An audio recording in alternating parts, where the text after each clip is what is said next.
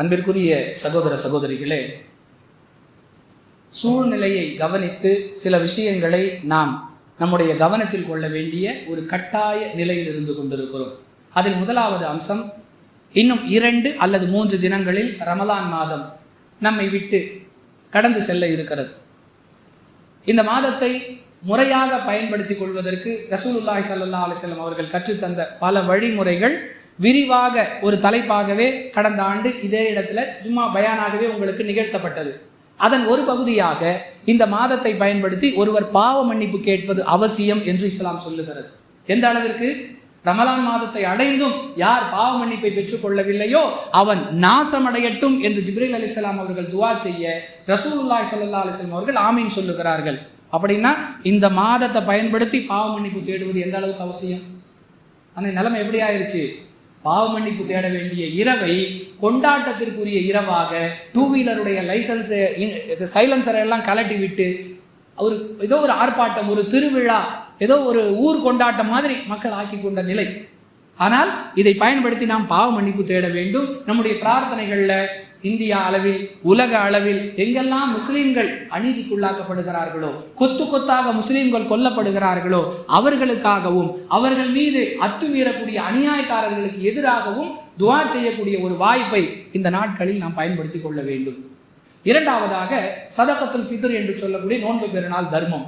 அன்பானவர்களே, ரசூலுல்லாஹி ஸல்லல்லாஹு அலைஹி வஸல்லம் மிக அழகிய ஒரு அமலாக, நோன்பில் ஏற்பட்ட குறைகளுக்கு பரிகாரமாக, ஏழைகளுக்கு உணவாக சதகத்துல் ஃபித்ரை நம் மீது விதியாக்கி இருக்கிறார்கள்.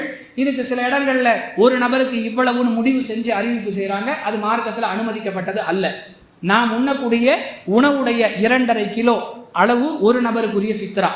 இதை நீங்கள் விரும்பினால் உங்களுக்கு அருகில் இருக்கக்கூடிய உறவினர்கள், நண்பர்கள் அப்படியும் கொடுக்கலாம். அதற்கும் மார்க்கம் வழிகாட்டுகிறது. நீங்கள் விரும்பினால் கூட்டு ஃபித்ராவாக ஒருங்கிணைத்து தேவையுள்ள மக்களை கண்டறிந்து கொடுக்கலாம். அப்படியும் மார்க்கத்தில் நமக்கு ஆதாரங்கள் இருக்கின்றன. அந்த வகையில் நிர்வாகத்தின் சார்பில் ஃபித்ரா வசூல் செய்யப்பட்டு கொண்டிருக்கிறது. நம்முடைய மஸ்ஜிதில் இஷாக் பாய் அவர்கள் பொறுப்பாளராக போடப்பட்டிருக்கிறாங்க.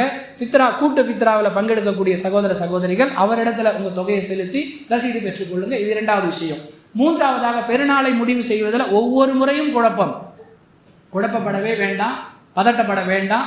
நம்முடைய பகுதி தமிழகத்தில் பிறை தென்பட்ட தகவல் உறுதி செய்யப்பட்டால் நமக்கு பெருநாள். ஞாயிற்றுக்கிழமை மாலை பிறையை தேட வேண்டிய நாள். பிறை தென்பட்டு விட்டால் திங்கட்கிழமை பெருநாளாக இருக்கும். இல்லை என்றால் ரமலான் மாதத்தை 30 நாட்களாக நிறைவு செய்து செவ்வாய்க்கிழமை பெருநாளாக இருக்கும் இன்ஷா அல்லாஹ். அடுத்ததாக, பெருநாள் தினத்தில் கடைபிடிக்க வேண்டிய ஒழுக்கங்கள், அது சம்பந்தமாக விரிவாக பேசி இருக்கிறோம். பெருநாள் தொழுகைக்கு முன்பின் சுன்னத்து கிடையாது, பாங்கு இக்காமத் கிடையாது. பெருநாள் தொழுகைக்கு ஒரு வழியில் சென்று இன்னொரு வழியில் திரும்புவது நபி வழி. முதலில் தொழுகை, பிறகு பயான். முடிஞ்ச உடனே பெரும்பாலான மக்கள் கலைஞ்சு போயிடுறோம். பிரார்த்தனை செய்துவிட்டு கலைய வேண்டும். இதை மறந்துடாதீங்க. ஈது முபாரக் சொல்லுவதற்கும் இஸ்லாத்திற்கும் எந்த சம்பந்தமும் இல்லை. சலாத்தை விட சிறந்த துவா வேறு எதுவுமே இல்லை. நீங்கள் யாருக்காவது துவா செய்யணும்னு விரும்பினா சலாம் சொல்லுங்க, அது மிகப்பெரிய பிரார்த்தனை. அடுத்ததாக 6 நோன்பு, ஷவ்வால் மாதத்தில் 6 நாட்கள் நோன்பு நோற்பதை நபி ஸல்லல்லாஹு அலைஹி வஸல்லம் சுன்னத்தாக்கி இருக்கிறாங்க. ரமலான் மாதம் முழுவதும் நோன்பு நோற்று ஷவ்வால் மாதத்தில் யார் 6 நாட்கள் நோன்பு நோற்கிறாரோ அவர் காலமெல்லாம் நோன்பு நோற்றவர் போன்றவர் ஆவார் அப்படின்னு சொல்லியிருக்கிறாங்க. அந்த நபி மொழியை அடிப்படையாக வைத்து யாருக்கு இயலுமோ அவர்கள் ஷவ்வால் மாதத்தில் தொடர்ச்சியாக தான் வைக்கணும்னு இல்லை, விட்டு வைக்கலாம், அந்த மாதத்துக்குள்ளே வச்சிடணும். அடுத்ததாக, விடுபட்ட நோன்புகள் இருந்தால் ஆண்களும் சரி பெண்களும் சரி எவ்வளவு சீக்கிரமாக அதை கலா செய்து நிறைவு செய்ய முடியுமோ நிறைவு செய்து விடுங்கள். அன்பானவர்களே, சுருக்கமாக கிடைச்ச நேரத்தில் தகவல்கள் பதிவு செய்யப்பட்டிருக்கின்றன. நடைமுறைப்படுத்தி நன்மையை பெறுவோம். வாஹிரு தஅவானா அனில் ஹம்துலில்லாஹி ரப்பில் ஆலமீன். அஸ்ஸலாமு அலைக்கும் வரஹ்மத்துல்லாஹி வபரகாத்துஹு.